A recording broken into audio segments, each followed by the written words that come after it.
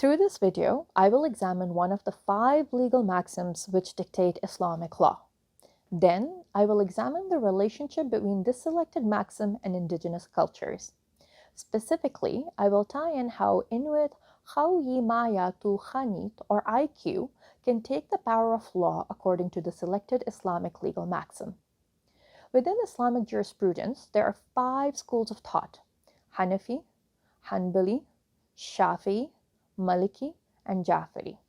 Each of these schools of thought arrive upon legal rulings through their own set of criteria.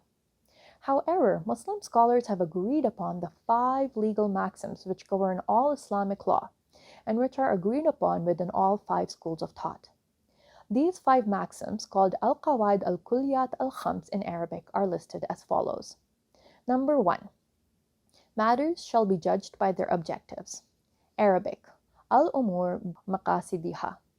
The maxim tells us actions are judged by the intentions which guided the action in question. Number 2. Certainty shall not be removed by doubt. Arabic, Al-Yaqeen la yazul bil shakki.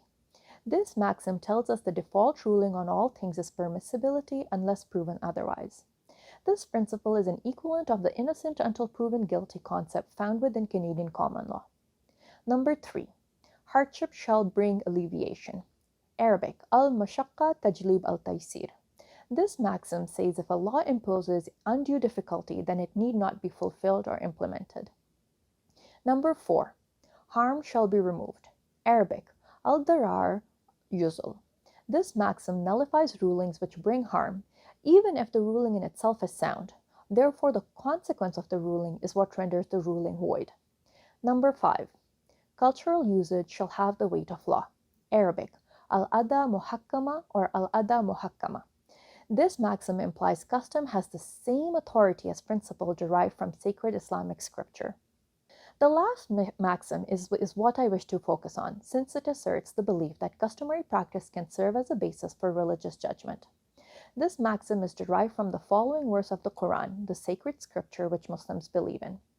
The translation of the verse says, "Accept from people what comes naturally for them. Command what is customarily good, and turn away from the ignorant without respecting in kind." This is from chapter 7, verse 199. This translation of this Quranic verse is taken from Dr. Omar Farooq Abdullah's article titled Islam and the Cultural Imperative. The author uses this article to make the argument that God guided Prophet Muhammad and thus all Muslim adherents to consider a host community's customs and usages when arriving upon rulings or religious legislation. The author quotes a classical Muslim jurist, Ibn Atiyah, who asserted that the verse not only upheld the sanctity of indigenous culture, but granted sweeping validity to everything the human heart regards as sound and beneficial, as long as it is not clearly repudiated in the revealed law. Therefore, the above Quranic verse is cited to affirm the principle that people's customs and traditions can be used as justification when arriving upon religious legal rulings. In fact, another jurist named Al-Tusuli asserted, allowing the people to follow their custom usages and general aspirations in life is obligatory. To hand down rulings in opposition to this is gross deviation and tyranny. Through the above commentary, I hope to have proven how one of the 5 foundational legal Islamic maxims tells us that it is mandatory to learn from and integrate local customary practices and beliefs into religious rulings. One such set of customary practices and beliefs is IQ. IQ is the name of a knowledge system which promotes and encapsulates the Inuit social values and principles. While I worked in Nunavik and not Nunavut, and although there are significant geographical variations in dialect and knowledges, there is a commonality in what these values are called, how their application can be demonstrated, and how they are taught to young people and to outsiders. I will use sources from Nunavik and Nunavut. A seminal book on IQ introduces us to the topic in the following word. IQ is often referred to as traditional Inuit knowledge. The problem with the word traditional is that it implies something from the past, of limited value to a living in a modern world. Nothing could be further from the truth. IQ is about a set of values and practices, the relevance and importance of these, and ways of being and looking at things that are timeless. The authors of this book go on to state, IQ is a worldview shared with difference in detail by Inuit across the circumpolar world. It links the past and the future by teaching important lessons about how to live a good life. IQ helps define Inuit by offering a set of values, beliefs and values that serve as guides and expectations. IQ spells out processes for introducing, applying, and supporting these laws and beliefs across generations. Key among these processes is the making of a human being. The authors also give us insight into the philosophies which inform the 8 IQ principles. The authors tell us, IQ is more than a philosophy. It is an ethical framework and a detailed plan for having a good life. It is a way of thinking, connecting all aspects of life in a coherent way. Western European culture and science, by contrast, tends to divide aspects of life into pieces that can be dissected, isolated, and studied. According to the Nunavik ICE website, the 8 IQ principles are these. Feel free to pause the video to review them completely.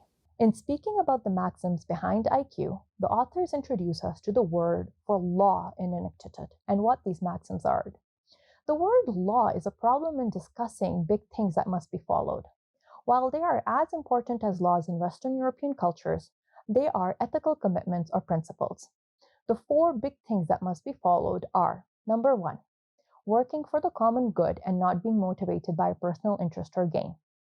Number 2, living in respectful relationships with every person and thing that one encounters.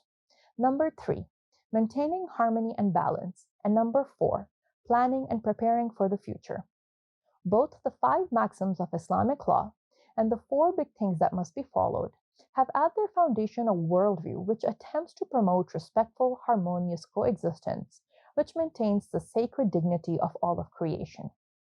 Thus, we can see some commonalities between the 4 big things that must be followed, which dictate IQ, and the 5 maxims called Al-Qawaid Al-Kulliyat Al-Khams discussed earlier.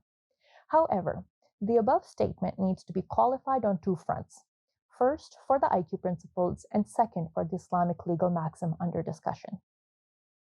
The qualifier for the Islamic legal maxim is as follows. Muslim scholars do not practice blind acceptance of cultural norms, as this would be in opposition to the reflective and intellectual practice which is supposed to lie at the heart of Islamic jurisprudence. Rather, cultural creation requires adherence to view cultural norms through a lens of critical analysis.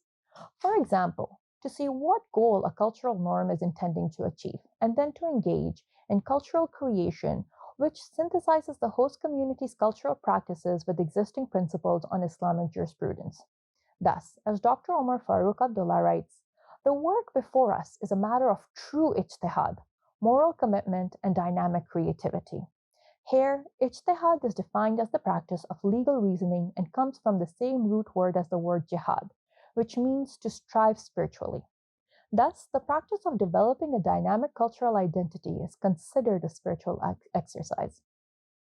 As for the qualifier for IQ principles, I would like to acknowledge 3 complications in advancing IQ principles during contemporary times.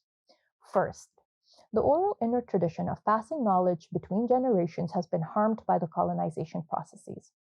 Second, like other indigenous knowledges, IQ principles are contextual and dynamic, limiting IQ principles to a static written mode of expression significantly alters how IQ principles are understood.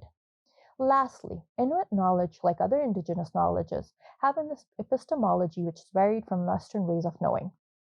Moving forward, I suggest the fusion of indigenous cultures with Islamic jurisprudence principles like Al-Qawaid Al-Kulliyat Al-Khams, which is the 5 foundational maxims of Islamic law, and Maqasid al-Sharia, goals or objectives of Sharia. This video has attempted to delineate one such synthesis between Inuit traditional knowledge and one Islamic legal maxim.